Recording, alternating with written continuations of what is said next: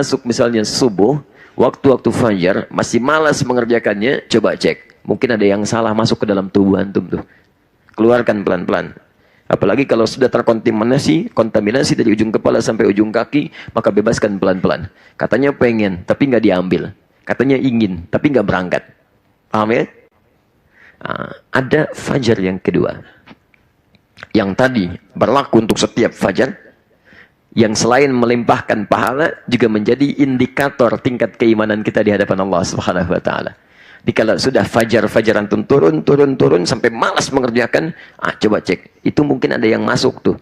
Kalau enggak salah yang haram ke dalam tubuh, atau yang maksiat dikerjakan sampai ujung kepala, ujung kaki, berat untuk mengerjakannya.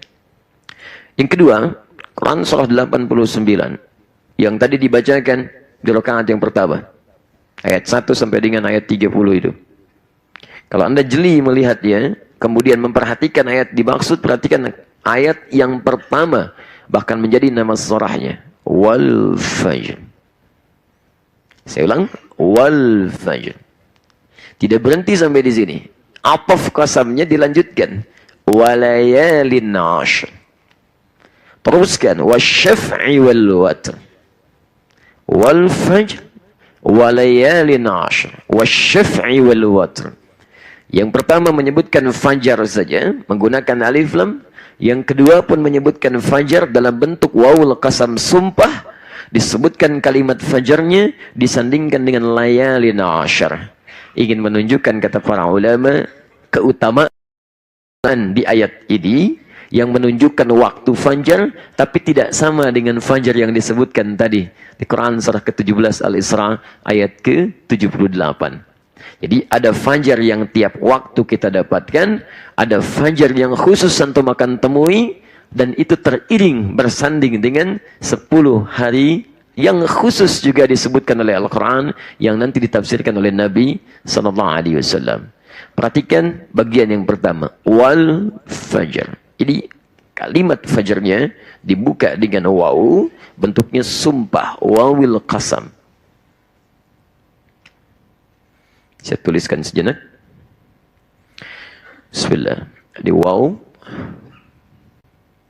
Kemudian ada kalimat fajarnya.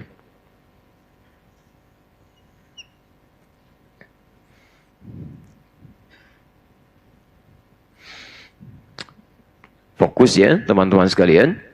Saya ajarkan dulu satu hal yang penting. Jika Anda menemukan huruf waw, kemudian ada kalimat setelahnya. Kalimat ini, kemudian harakatnya kasrah. Ini kuncinya. Ya? Maka, waw ini bukan menjadi huruf sambung, disebut dengan ataf, tapi menjadi huruf qasam, bermakna sumpah. Sumpah. Wawil qasam. Fokus ya. Kalau ada huruf waw, kemudian setelahnya ada kalimat, lihat harakatnya. Kalau harakatnya dhammah misalnya, ya, misal wal fajru di luar Quran, maka wawunya itu bukan sumpah. Diartikan dan saja biasa. Tapi kalau misalnya waw berhadapan dengan kalimat, kemudian ujungnya kasrah, ini rumus cepatnya. Segera artikan sumpah. Bisa diartikan demi, kan? Sumpah. Wal as, demi asar. Wal fajr, demi fajar.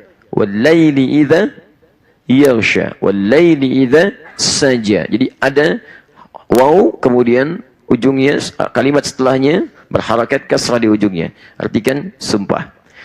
Bila di dalam bahasa Arab Anda temukan kalimat kemudian diawali dengan huruf sumpah, maka ini menunjukkan bahwa kalimat yang disebutkan dengan sumpah itu ada sesuatu yang penting di dalamnya yang beda dengan kalimat-kalimat lain.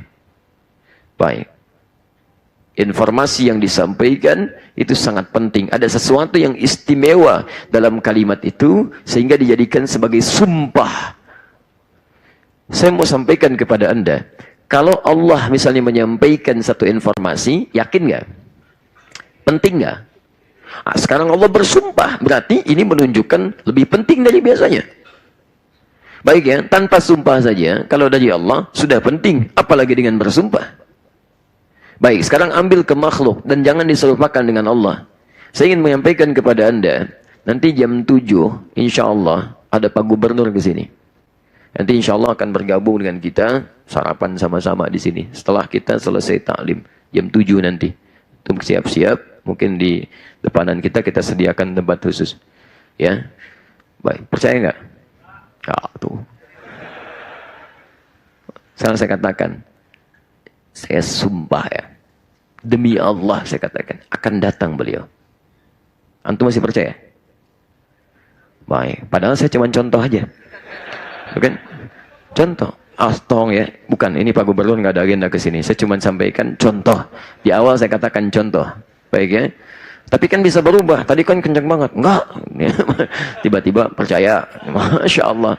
Lihat. Jadi ketika satu kalimat dikuatkan dengan kalimat qasam, sumpah, maka tingkat kepercayaan kita menguat.